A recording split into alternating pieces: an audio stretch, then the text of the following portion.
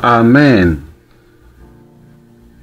Frères et sœurs, soyez les bienvenus aujourd'hui à notre sondage des Écritures.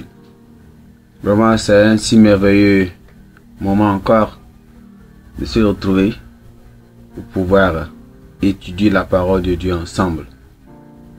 Nous sommes si ravis et nous savons que par la grâce de Dieu, nous serons bénis aussi également aujourd'hui au nom de Jésus-Christ. Par la grâce de Dieu, nous sommes encore aujourd'hui pour aller sur les sondages des Écritures. Avant d'y aller, prions. Père Seigneur, nous te remercions, nous te glorifions aujourd'hui pour cette grande opportunité que tu nous as donnée. Enfin, nous pouvons servir ta parole, entendre et Seigneur être béni au nom de Jésus. Nous prions Seigneur que tu nous conduis, que tu nous donnes la compréhension exacte de ta parole et aide-nous Seigneur à obéir à cette parole lorsque nous la recevons au nom de Jésus-Christ. Nous te bénissons car nous savons que Seigneur, tu es un Dieu merveilleux et que Seigneur, lorsque nous te demandons quelque chose, tu le fais également au nom de Jésus-Christ. Au nom de Jésus, nous avons prié. Amen. Par la grâce de Dieu, la semaine passée, nous avons vu la nouvelle naissance. Et on a vu qu'est-ce que c'est que la nouvelle naissance, d'être né de nouveau en Christ et être réconcilié de ses péchés pour aller au ciel. Aujourd'hui, par la grâce de Dieu, nous allons dans le livre de Jean, chapitre 4. Et dans le livre de Jean, chapitre 4, nous voyons un thème si important intitulé la conversion des Samaritains. La conversion des Samaritains. Et nous avons vu que dans le chapitre 4 de Jean, c'est un peu long, nous allons seulement lui donner un résumé de ce chapitre. Lorsque nous sommes dans le livre de Jean chapitre 4, selon l'évangile de Jean chapitre 4, on voit que ce chapitre de l'évangile de Jean raconte l'histoire de la rencontre de Jésus. Ça rencontre quoi? L'histoire de la rencontre de Jésus, notre Seigneur. Jésus avec une femme samaritaine à un puits en Samarie. Alors il a rencontré une femme en Samarie et que Jésus étant fatigué de son voyage, il s'assit au puits qu'on appelle le puits de Jacob. Et la femme, une femme samaritaine, vint puiser de l'eau. Alors Jésus lui demanda à boire, ce qui déclencha une conversion ou une conversation sur l'eau vive, l'eau de vie. Donc la femme surprise que Jésus, étant un juif, lui demande à boire, lui demanda de l'eau vive, de l'eau de vie. Alors Jésus expliqua que l'eau de vie qu'il peut l'offrir est la vie éternelle et que quiconque va boire cette eau-là ne serait jamais assoiffé. Donc la femme vraiment intriguée demanda à Jésus de lui donner cette vie, cette eau de vie là. Donc Jésus lui demanda alors d'appeler son mari, ce qui déclencha encore une conversation sur son passé et sa situation actuelle. Donc la femme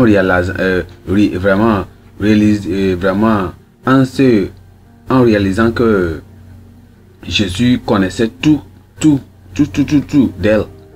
Donc le reconnut comme un prophète, le Messie.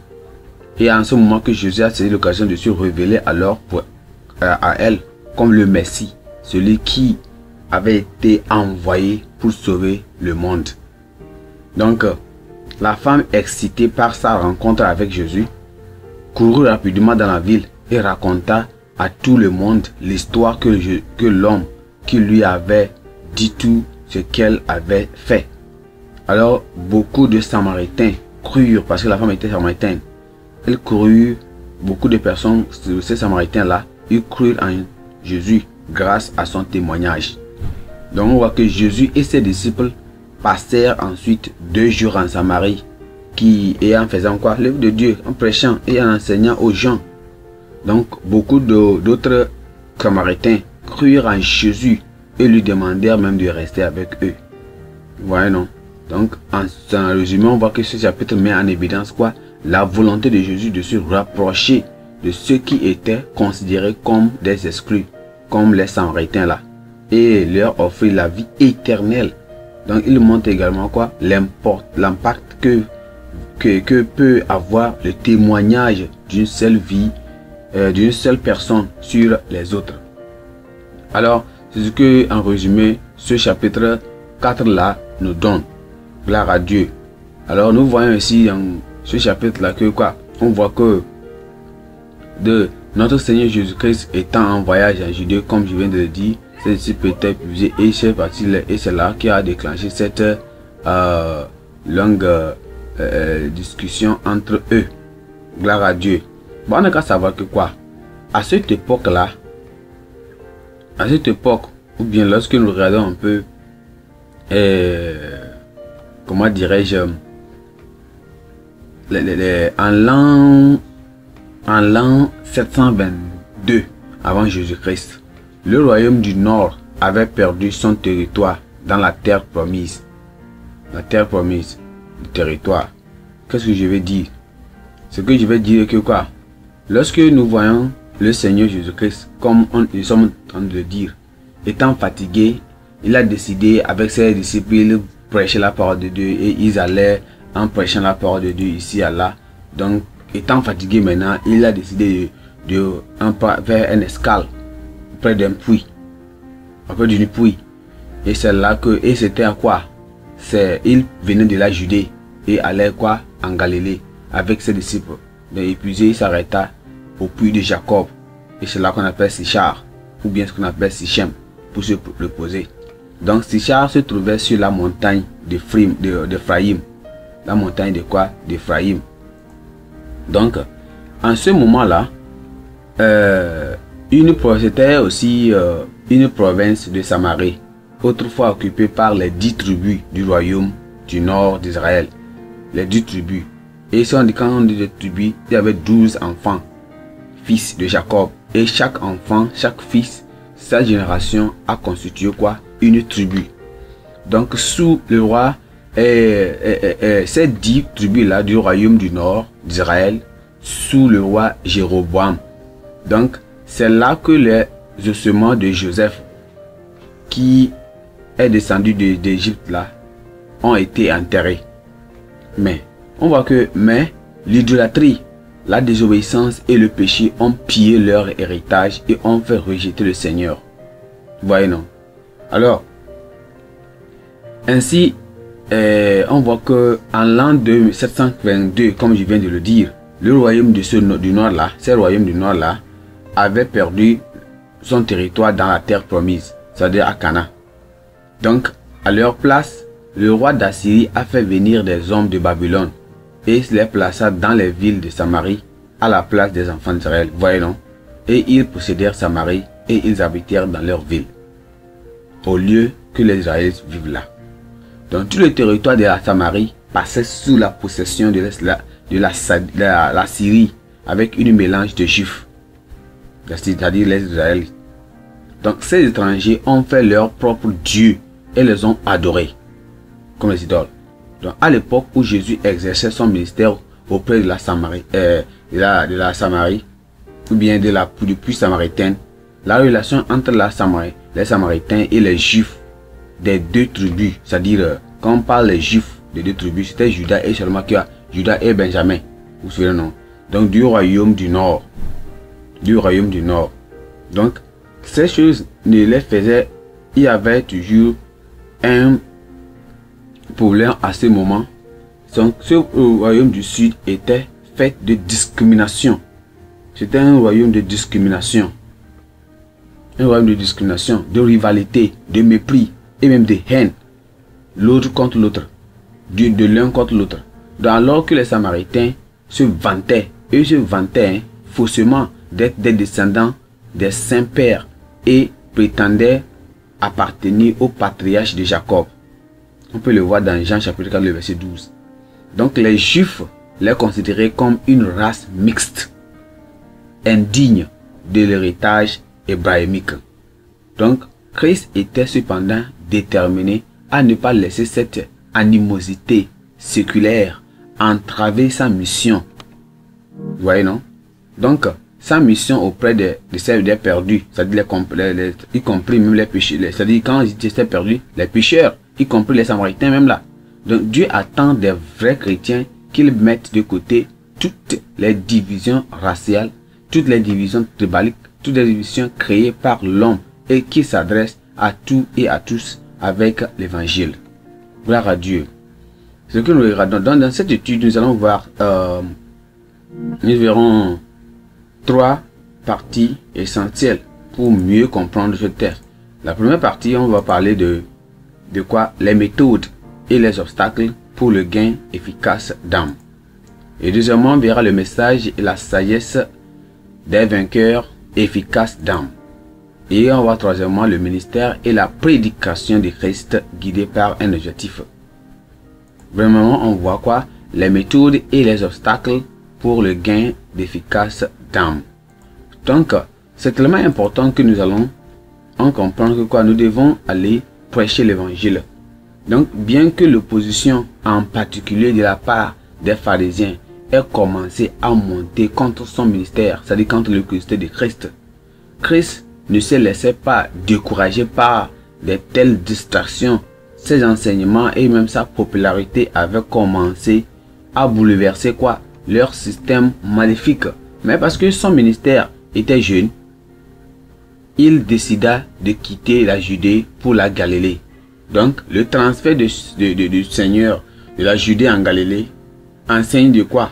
Enseigne certaines leçons tellement, nous donne certaines leçons tellement comment, précieuses. C'est-à-dire que il a quitté la Galilée, la Judée pour aller en Galilée. Vous voyez, non? Non. Qu'est-ce que nous apprenons de ce transfert-là? On voit que quoi? Il n'y a rien d'étrange à ce que les ministres fidèles rencontrent des difficultés sur leur champ de service. C'est évident que les ministères, les enfants de Dieu, les pasteurs, les ministres, les servants de Dieu, les évangélistes vont rencontrer des difficultés sur leur voie, sur leur le travail, lieu de ministère. Deuxièmement, lorsque les prédicateurs connaissent un grand succès dans le ministère, lorsque vous avez eu un grand ministère dans votre succès, dans votre ministère, le ministère évolue, les âmes sont gagnées pour le Seigneur, il y a de prospérité, il y a de succès. Il faut savoir en même temps que vous devez garder à l'esprit que quoi, cela va régénérer, cela va générer quoi? De la méchanceté, cela va amener quoi? L'envie, cela va amener quoi? La haine de la part de Satan lui-même et même de ses agents. Troisièmement, ce n'est ni de la lâcheté, ni de l'incrédulité si les ministres de Christ battent en retraite face à des persécutions qui mettent leur vie en danger. Donc, leur maître conseil, il dit quoi? Ce n'est pas que vous devez rester là où vous êtes. Il faut se battre. Donc, quand il y a des choses, il faut rester toujours dans ce lieu. Parce que la Bible dit dans Matthieu chapitre 10, du verset 23, quoi? Quand on vous persécutera dans cette ville, il faut faire quoi? Il faut fuir. Fuyez dans une autre. Fuyez. Christ a fui dans de la Judée et aller en Galilée. Et c'est même sans voir qu'il a eu une multitude pour prêcher l'évangile. Donc, cet acte sage ne fait que quoi? Cet adage, hein, c'est un adage qui est dit quand on vous persécutera dans cette ville, fuyez dans une autre ville.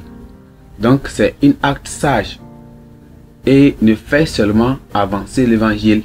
Donc, elle prive également les persécuteurs de leurs mauvais desseins. Donc, quatrièmement aussi, on voit quoi? La perte d'une ville est le gain d'une autre. La perte, ce que Judée a perdu, c'est que la Galilée a gagné. Donc, parce qu'on dit dans Actes chapitre 8, le verset 4 et 5, quoi? Que ceux qui étaient dispersés allaient partout prêcher la parole de Dieu. Philippe descendit dans la ville de Samarie et leur annonça quoi? Christ. Donc après la chute du royaume du nord d'Israël, avec sa capitale à Samarie, sous l'emprise de l'armée assyrienne, les étrangers ont été amenés en Israël pour aider quoi? Aider en tant que gardien de la paix dans le territoire conquis, selon 2 Rois chapitre 17, le verset 24. Donc, lorsque les étrangers ont commencé à se marier avec les juifs restant dans le pays, donc une race mixte a émergé. Donc de la vie des juifs qui vivaient dans le sud d'Israël, ces gens de race mixte appelés les Samaritains. Est-ce que vous comprenez vraiment, non? Donc ces races mixtes là, c'est ça qu'on appelle les Samaritains. Donc les Samaritains là, c'est eux, parce que les juifs, c'est les juifs qui ont resté dans le nord là, et ces personnes qu'on a amenées dans la terre là, ils se sont mélangés avec le mariage, ceux qui sont devenus, comme aujourd'hui on peut dire les métis, ceux qui sont devenus les Samaritains. Donc ces personnes, on disait quoi? Ils étaient impurs, ce n'étaient pas des vrais Israéliens.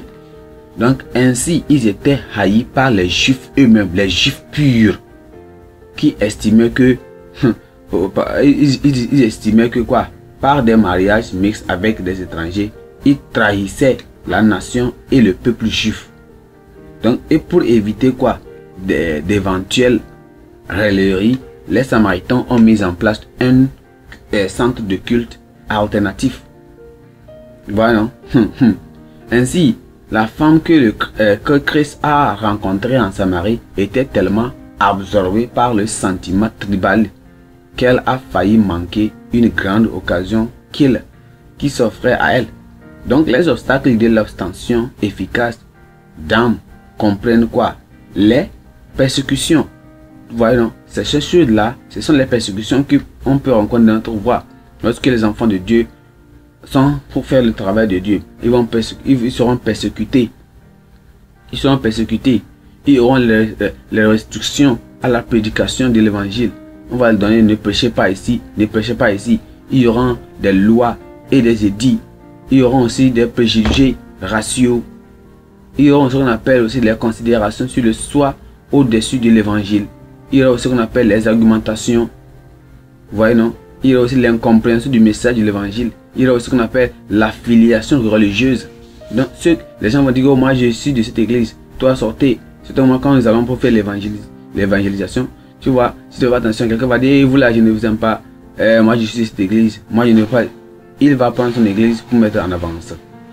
Vous voyez, non? Donc ceux qui doivent être travaillés et même supprimés, si nous voulons vraiment notre présentation de l'évangile soit efficace, ceci-là doit être ôté parmi nous, afin que nous puissions faire le travail bien et faire le travail en succès. Gloire à Dieu. Donc, ce sont les persécutions. On a qu'à être prêt qu'on va rencontrer ces problèmes-là. Le point numéro 2, c'est le message et la sagesse des vainqueurs efficaces d'âme. Ça veut dire que quoi? Le message et la sagesse. Donc nous devons avoir appliqué quoi? Le message. Nous devons appliquer la sagesse dans l'évangélisation que nous faisons, avant que nous puissions y aller bien. Parce qu'on voit que même quoi, lorsque nous lisons dans Jean chapitre 4, nous lisons à partir du verset 6 à 26. On peut voir ça là-bas. Mais nous n'allons pas lire à cause du temps. Donc il faut que quoi?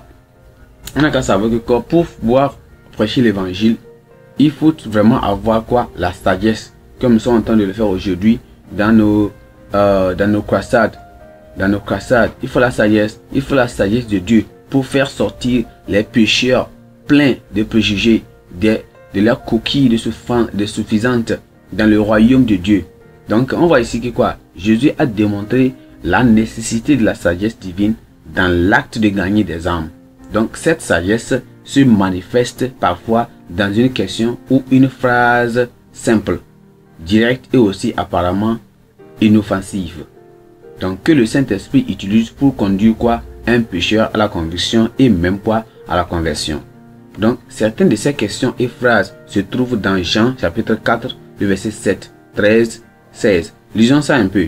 Vous allez voir ce type de questions là se trouve dans Jean chapitre 4.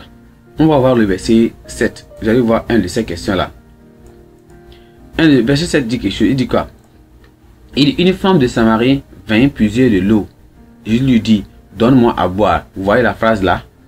Vous voyez ce qui intrigue, ce qui amène la conversion? Non, le verset 13.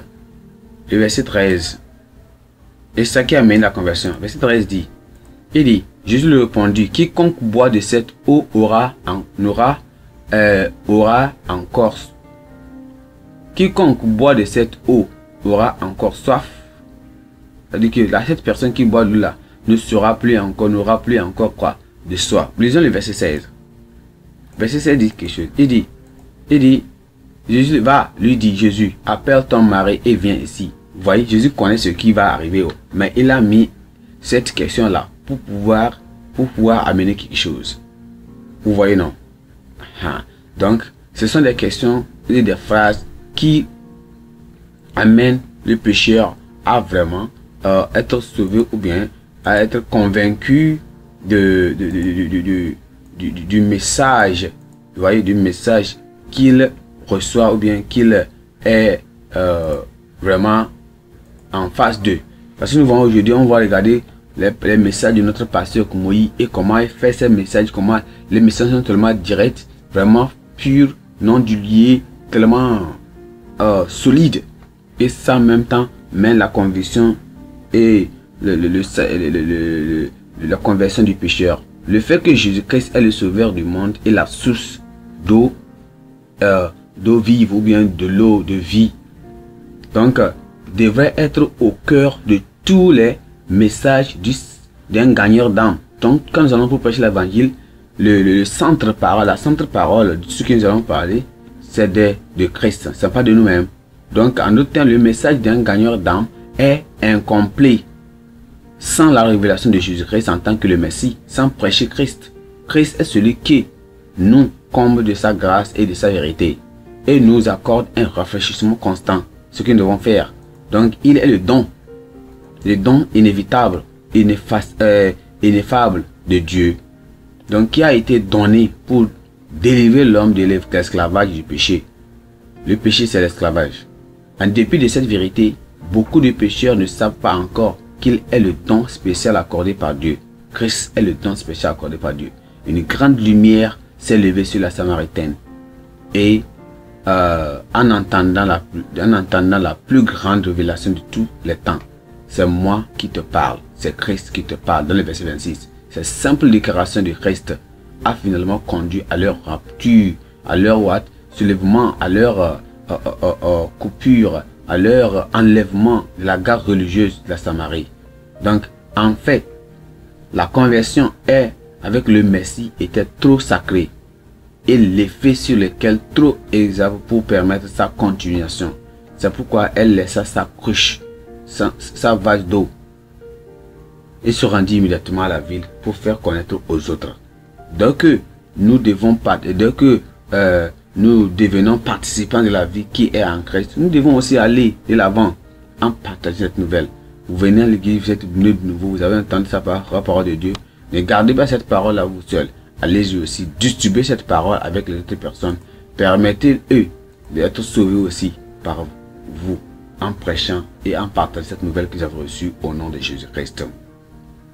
Point numéro 3, c'est le ministère et la prédication de Christ guidé par un objectif. Gloire à Dieu. Tout le travail de Christ a été guidé par un objectif. Ça qui l'a permis à faire ce qu'il a fait. Gloire à Dieu.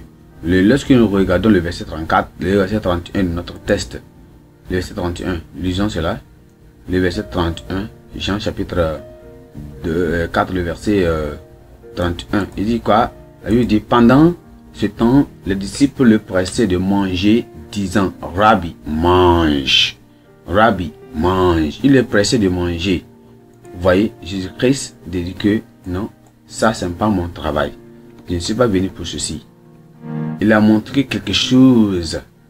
Regardez, en dépit de l'âge de notre Père dans le Seigneur, Pasteur Koumoui, son âge, il ne fait que prêcher plusieurs fois dans la semaine, des croisades, préparer les messages vraiment riches et se tenir debout malgré son âge. Christ a dit, voici l'œuvre que de mon Père que je dois faire.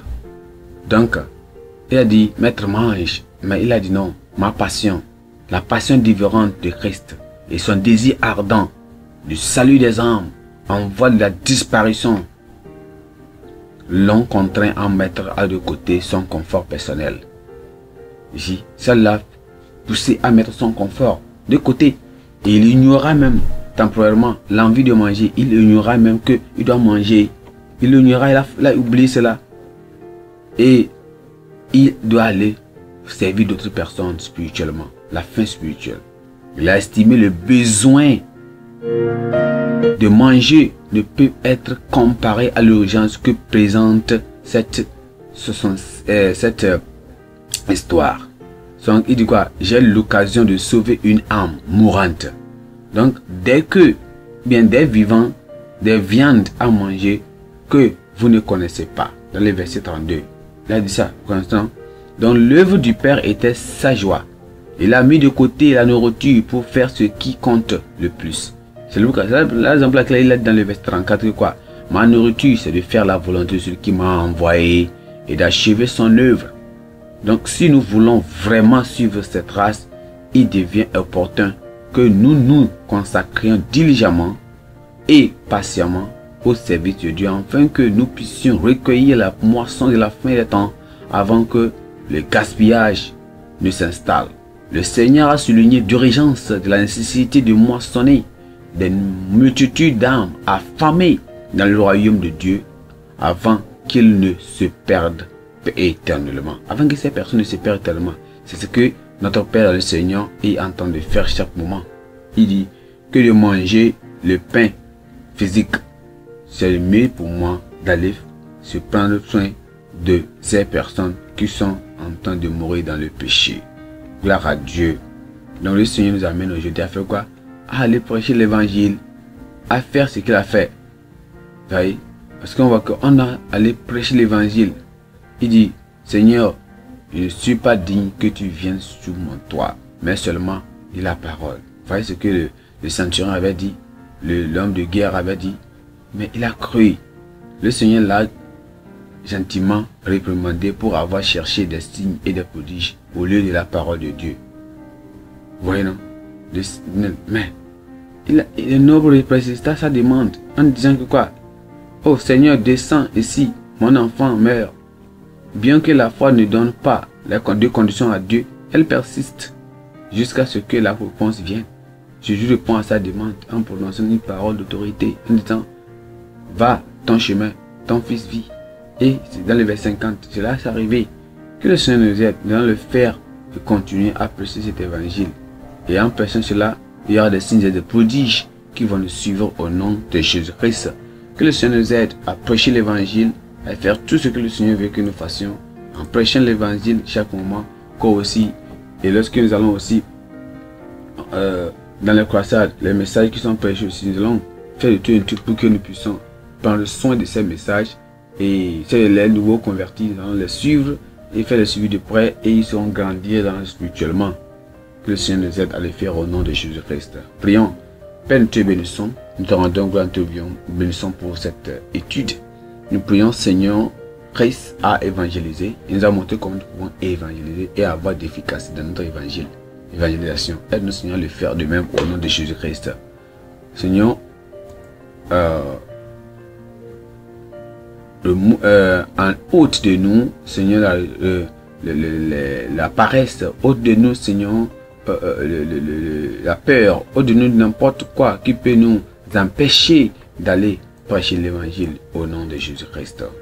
Aide-nous à le faire comme Christ l'a fait et nous a donné cet exemple. Nous te remercions quand nous savons que tu nous as exaucés. Au nom précieux de Jésus, nous avons prié. Amen. Soyez bénis, que le Seigneur vous bénisse aussi. Et si prêt à dire le Seigneur, la semaine prochaine, on va se rencontrer encore. Amen.